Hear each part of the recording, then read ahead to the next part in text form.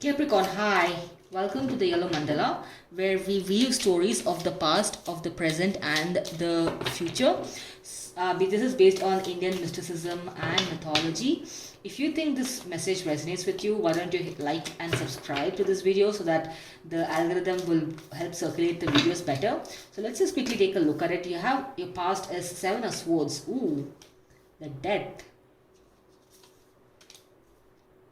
The Knight of Pentacles, Knight of Cups, and the overall energy is Ten of Cups. You have the Knight of Cups, Knight of Pentacles, Ten of Cups.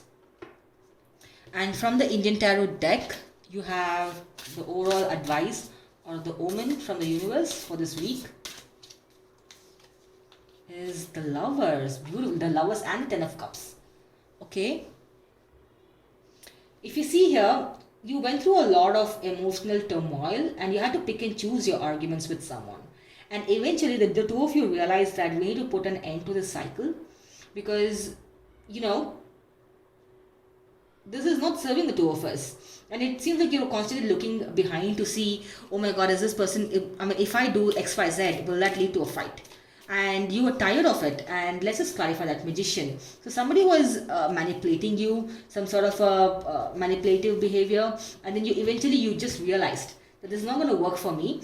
And Ace of Swords means new communication, or like a new approach towards a situationship. You're focusing on your collaboration at your personal front. Maybe you're building that new house, or maybe you're going to a new place in your career. Maybe you're working on a new project in your career, and this manipulation did not serve you well because there's constantly a lot of emotional turmoil. So you want to give your Ace of Swords. Maybe you just realize that this person's not helping you. You want to put a end to the cycle, and you went them with a new offer. Like, I'm focused on my career and this is my new offer. Let's just be adults for some time and move forward. And it seems like you are moving forward with your Knight of Cups, and a person's mirroring you with their Knight of Pentacles. The two of you are putting behind your fights and your squabbles and your petty squabbles, and then you just want to come together because it's a beautiful energy, Capricorn. I don't think further clarification is required because the two of you have realized that each of you belong to each other, because in the end it's both of you are each other's Ten of Cups. And you get the omen from the universe that the two of you are lovers, Lord Shri Krishna and Radha. They're the highest form of love, the spiritual love that everyone aspires to reach. It's the bringing together of the Purusha and the Prakriti, which means that it is spiritual, it's ethereal, it's beautiful. And again, next to the Ten of Cups energy, with Saturn and Jupiter in your sign, Jupiter is going to move to Aquarius next week, but Jupiter is in Dhanishta Nakshatra. It's a nakshatra of music and playing of drums and everything. And Saturn is in Shravana Nakshatra, which means that this constellation means that listening. So maybe the two of you, once you go to this person with an offer, maybe the two of you sit down and listen to each other about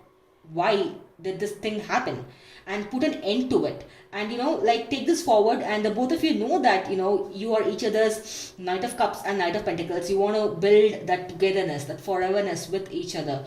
And then you have the Lovers card. That's an absolutely beautiful omen from the universe. Now let's just see what kind of an action your person will take. Seems like you're moving forward with logical communication. And what is your person going to do? The Wheel of Fortune, the Ace of Cups, beautiful. Your person wants to also put an end to the cycle, and it seems like the universe has intervened and changed their minds that this particular cycle has come to an end. It's a rebirth of a new cycle, and they're also going to come towards you with their Ace of Cups. It's an absolutely beautiful energy, Capricorn. I'm just going to make a note of it. It's beautiful. It seems like you're ending things. It was a karmic ending. Like whatever happened between you was a karmic ending. This is like your next new journey towards togetherness. Beautiful. And it makes sense as to why you had to go through that, because Saturn in our first house always gives us, lessons, always teaches us lessons so that we can learn it properly. Practical lessons are much more important than theoretical lessons, right? And that's what Saturn in first house does. So you are like stronger than ever now, Capricorn, and you're ready to take on the world. So, and then on the 19th, we have the lunar eclipse. It's happening in the constellation of Kritika. This is where you cut out a lot of things that don't serve you. So let me know how it goes, and maybe you're cutting out this vicious cycle and moving on to things that are happier for the two of you. All right, all the best, and see you in the next one.